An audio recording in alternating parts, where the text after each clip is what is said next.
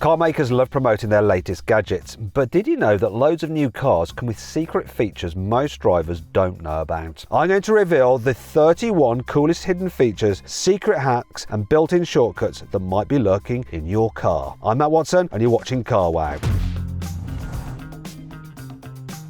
Launch control isn't just for supercars. If you have a car made by the Volkswagen Group, that means Volkswagen, Audi, Skoda, Seat and Cupra, then it might have a secret launch control mode. You see, pretty much every car with a DSG automatic gearbox in it has this feature. Even ordinary family cars like the Skoda Kodiaq and this Volkswagen Tiguan have it. Just select the sportiest driving mode and put the gearbox into sport. Next, press the brake, hold the brake firmly, put the car in gear, floor the accelerator, the revs should rise and hold, then just lift off the brake and off you go with launch control. That should save a few precious seconds on the school run. Some previous generation Toyota Yaris and CHR models came with a secret glass of water driving mode. It was inspired by a famous Initial D manga series in Japan, where the hero has to drift his Toyota AE86 without spilling water from a paper cup. In these real-life Toyotas, however, you get an on-screen glass that spills digital water if you don't drive smoothly enough. The sunroof in most new Mercedes is electronically linked to the sensor that controls the automatic windscreen wipers. If the car senses any rain, it will switch on the wipers and automatically close the sunroof. That sounds pretty handy in a country like the UK. But that's not the only feature that sounds like it was designed for English weather. Mercedes and BMW both use a system that will automatically dry your brakes in wet conditions. If the wipers are activated, these cars automatically adjust the brake pressure to move the pads closer to the discs. This doesn't slow the car down, but it makes sure all the important brake components are clean and dry, basically like wiping the disc clean of water. And that means they'll work as soon as you hit the pedal. In the mid-2000s, Volvo invented something called the personal car communicator. It used a special heartbeat sensor inside the car that could detect if someone was hiding inside. When you approached the car, it would warn you using flashing red lights on the key fob. This didn't actually catch on, but Volvo stuck with the idea, and it now offers the EX90 with a special occupant detection system that reminds you if you've left your kids or your pet in the car when you lock it. Land Rover, Audi, Mercedes, BMW and many other brands offer cars with chill compartments or hidden fridges. But did you know that the Honda Odyssey and the Chrysler Pacifica were both available with built-in vacuum cleaners? Now, it's a brilliant idea, especially in a family car. However, as this guy demonstrates, it is possible to turn any petrol or diesel car into a makeshift vacuum cleaner. Just connect a pipe to the air intake and give it some gas. But don't try that at home because you could damage your engine. Cars have come with special washer jets to clean their headlights for years, but more and more cars are using jets to clean their various onboard cameras. BMW has gone all out and given its latest cars the most overpowered cleaning systems I've ever seen. Just check out the washer jets on the i7 and iX. They definitely work, but they also leave ugly streaks of soapy water on your bumpers every time you use them. At least they're better than the air-powered washer jets on the original VW Beetle and Carmen Ghia. These pneumatic systems had very few moving parts, so they were simple, cheap and reliable. However, Volkswagen decided the best place to source high-pressure air it needed was from the car's spare wheel. So if you washed a windscreen too many times, you ended up with a flat spare tyre. Not great when you have a puncture. Keeping your tyres at the correct pressure can be a bit of a pain, but many modern Nissans, such as the previous Qashqai, come with a feature I've never seen before. You don't need to worry about checking the pressure with a dial or a gauge, and you don't even have to look on the screen for the pressure monitoring system. You just simply connect a pump and the car will actually honk the horn as soon as the correct tyre pressure is reached. Car makers love hiding Easter eggs in their cars, like the cartoon sharks in Vauxhall glove boxes. Jeep often hides all sorts of logos, silhouettes and animals on its cars, and the Ram TRX took a stab at the Ford Raptor with this huge graphic showing a Tyrannosaurus Rex eating a Velociraptor. These aren't exactly subtle, and they aren't a secret, but my favourite secret Easter egg is on the Hummer EV. If you go into the settings menu for the auxiliary power supply, you can customise the icon with some pretty wild images. There's a Bigfoot, a Loch Ness Monster, and even one showing the Hummer kicking dirt in the face of a T-Rex. That's obviously Hummer taking a swipe at Ram, who were taking a swipe at Ford. You can also choose an image of a Hummer asteroid about to wipe out the dinosaurs, one that shows the Hummer driving over a Tesla Cybertruck. If that wasn't patriotic enough for you, this Dodge has another yeehaw Easter egg. Hardcore ACR versions of the 5th generation Viper have a huge rear wing that measures exactly 1,776mm across. Everyone who grew up in the USA knows that the Declaration of Independence was issued in 1776, although I wonder how many Americans also know what a millimetre is.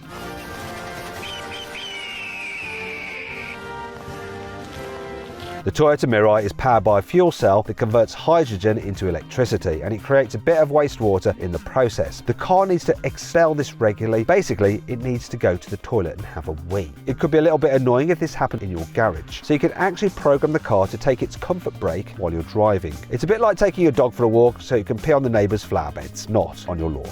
From fluids coming out to fluids going in. Did you know that a lot of cars have an arrow next to the petrol pump icon on the instruments which tells you which side the filler flap is on? Some Ford F-Series pickup trucks made before 2022 have secret themes and animations hidden in the settings for their infotainment systems. To access this hidden feature, you need to run a speaker test by pressing skip track on the steering wheel and center console all at once. Then open the test settings menu and select which animation you'd like to see, such as this Shelby Mustang GT350 logo. Speaking of Mustangs, Ford also hid a massive pony logo under the bonnet of the 5-litre V8 Mustang in 2015. The bad news, you had to cut away a layer of insulation to see it, which makes you wonder why Ford put it there in the first place. Mark II versions of the Mini convertible came with an open-ometer which counted how many hours you'd driven the car with the roof down. Probably not very many if you owned one in the UK. But new Minis have a more high-tech gimmick called DJ mode. Swipe across the huge round display with 3 fingers and the touchscreen shows an old-school vinyl record which you can scratch by swiping it. Nobody does gimmicks though quite like Tesla. Everyone knows about the whoopee cushion feature.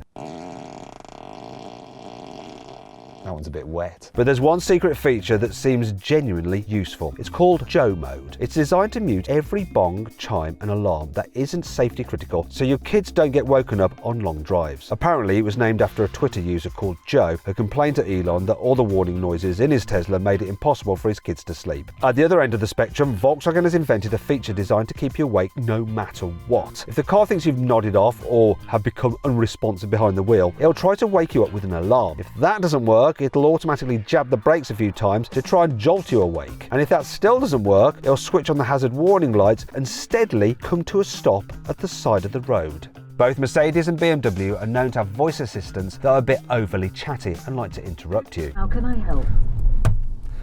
I'll tell you how you can help. Yeah, really? Yeah, what? However, despite being German, both assistants do have a sense of humour. If you ask the one in the Mercedes what it thinks about BMW, you might get this response. The same as you do. Otherwise, we would not be sitting here. And if you ask the voice assistant in a BMW what it thinks about Mercedes, it might say this. They build wonderful cars. But here we are, both making the most out of your BMW and its driving pleasure. If you hold down the unlock button on many new car keys, including Audis, Mercedes and BMWs, your car will unlock and wind down the windows. Likewise, you can put them all back up again by hitting the lock button and holding it down. Now, some BMWs will even let you start the engine remotely if you press the lock button 3 times. But did you know you can increase the range of your car keys fob by holding it against your head? And it's because you can turn your body into a transmitting aerial. You see, the human body is about 70% water, and these water molecules can resonate at frequencies that help amplify the radio waves sent by your key's transmitter. This allows the car to detect the key from much further away. These signals aren't powerful enough to fry your brain though. Some Tesla models come with specific plastic aero covers on their wheels. These help to reduce drag and increase your car's electric range. But unlike old cars from the 1990s that had steel wheels underneath the plastic covers, every Tesla gets proper alloy wheels. So if you don't like the way these aero covers look, you can just remove them and show off your standard alloys instead and take the hit on your range. Here's a secret that Lamborghini owners wish nobody knew. The brand new flagship Ruelto uses the same cruise control stalk as in an Audi A3. Oh, and the throttle pedal, the thing that actually makes the car go quickly, is from Volkswagen. Oh dear.